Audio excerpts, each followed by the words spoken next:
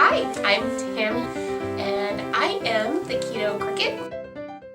Alright guys, today's trip is going to be a little bit different. I'm going to show you some shopping tips, and we're going to talk about things to buy and not to buy, but was too much of a wuss and embarrassed to talk while at the store. So I am going to do the voiceovers for all the videos and the recording on my computer. But the great thing is I'll be able to kind of add comments as we go, and we can kind of discuss what we did.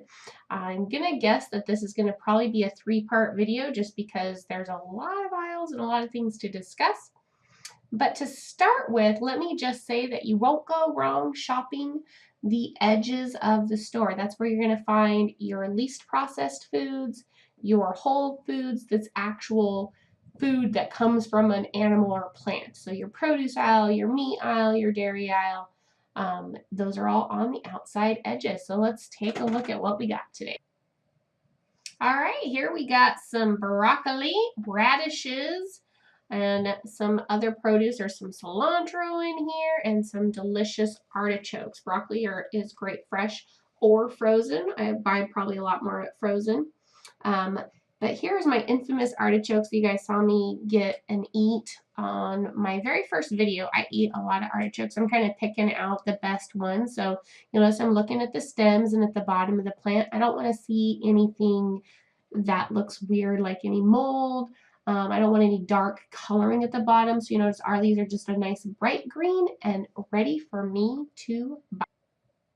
Here we have next some zucchini and some squash. Zucchini can be turned into noodles, or it can be used to make some delicious soft breads. So a lot of different options there, as well as just slicing it up and eating it, of course.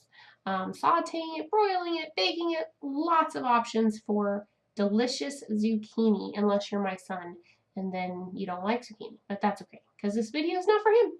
Next, we're going to take a look at some eggplant, and I use eggplant primarily just for lasagna. I'd like to get a little bit more creative with it because I know you can make it just a good non-meat version of this. Ginger root is also a great staple to have if you like to make Asian food, or if you just like to make some of those funny cleanse type things. You can definitely use it for that as well. If you do decide to buy some carrots, go ahead and stick to the little 3-ounce bags, just because then they're already portioned out for you. It seems like the best option. Celery is a great low-carb item to keep on your grocery list and makes a delicious snack. I also like to buy mushrooms. They didn't have very many of the actual mushrooms that I normally buy because I normally buy the bulk that you can just, purchase kind of what you need. One mushroom usually has quite a bit of carbs. I usually just use 1 mushroom per day on my hamburger.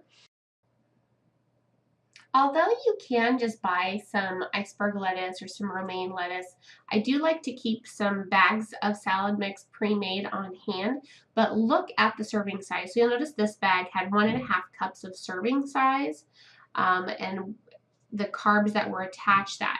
Now if we go and look at the other bag, the premium romaine, you'll notice that it's 3 cups is the serving size. So pay attention to your serving sizes. If it seems like your carbs are a lot more or a lot less, always make sure you check that because you may not get really what you want. So I'm just kind of comparing these two. So here's just the romaine lettuce. It looks like it's less carbs, but it's really not because the serving size is much bigger, twice the amount in the romaine salad. And 3 cups sounds like a lot, but remember 3 cups is it's a fluffy amount. It's not a stuffy amount. So 3 cups is pretty typical, your normal, just regular bowl of salad mix. The same idea goes with the shredded coleslaw. If you would like to just have it already ready, it's a good option to pick up. Just make sure you're checking the carb count on it there. The next item we're going to look at is our spaghetti squash. I recently discovered this stuff. It is so delicious. It's super easy to make. I might do a recipe in the next video for that. It's awesome sauce.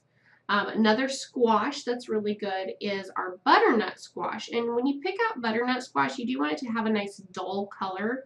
So the spaghetti squash was yellow and bright and vibrant, but the butternut squash, you do actually want it to be dull, and that's how you know if it's a good squash or not. The prices are reasonable too.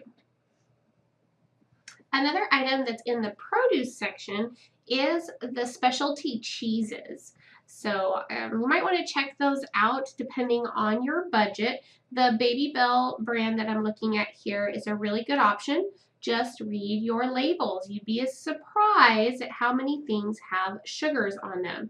So I've got a box here I'm kind of pulling out, and you can kind of see that a little bit. You can't see it super well, but you can see that there's added carbs in there, and that's probably because if you zoom in on these ingredients, you'll see that there's sugar added. So pay attention to that. Don't assume that just because it's cheese and it has a cute little cow on it, although cows are fabulous, that it's going to be low carb.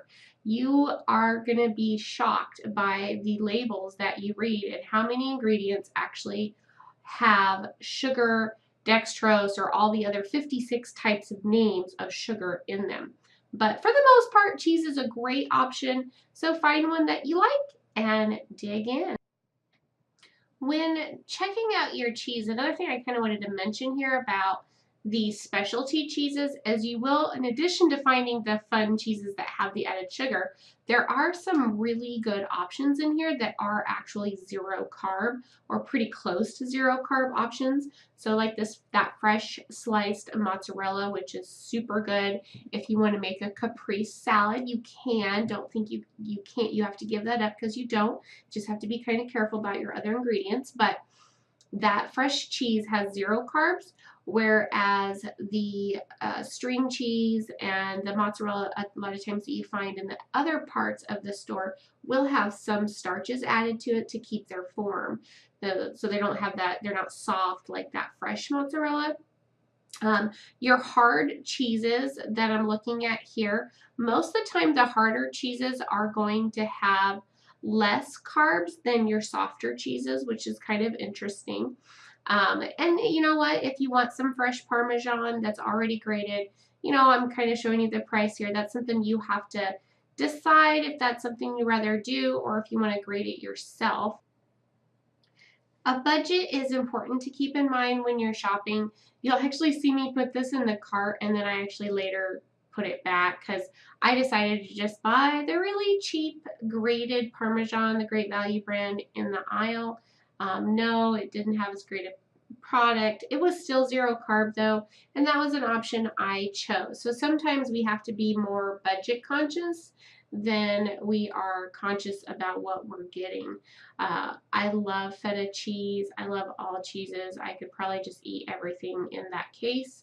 But we just have to be kind of aware what's in there and what our food budget will allow.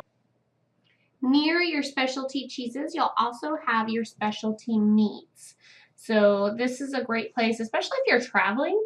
Swing by here and take a look at these. These are a really great option, very, very low carb. You have your pre-sliced cheeses as well, pre-sliced meat, but there's some pretty decent options here. I'm going to talk about a little bit later some of the other meats, but something to kind of take a look at, especially if you're going to travel.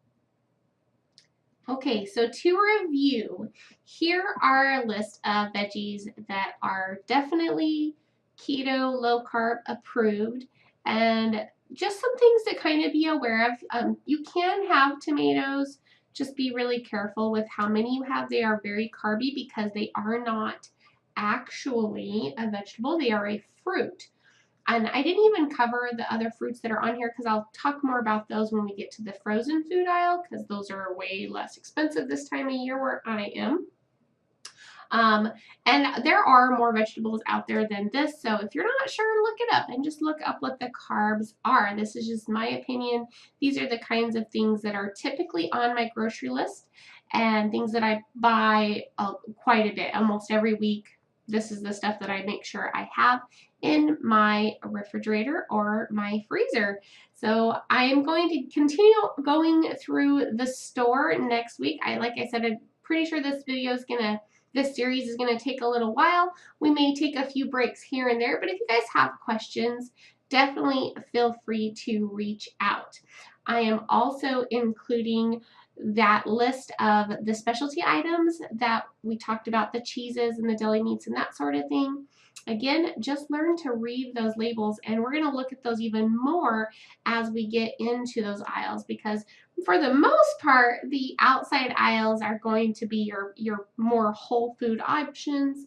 But as we saw today, and when we're in there, we're looking at those cheeses, and even when we're looking at some of the salads, sometimes the way that they put the portion sizes or the way that they list things can be kind of tricky. So just make sure you're reading it. And as always, thanks for watching. If you like this video, please hit that like button. And if you want to get alerted every time I post a new video, select subscribe. Until next week, keep it real. Talk to you later.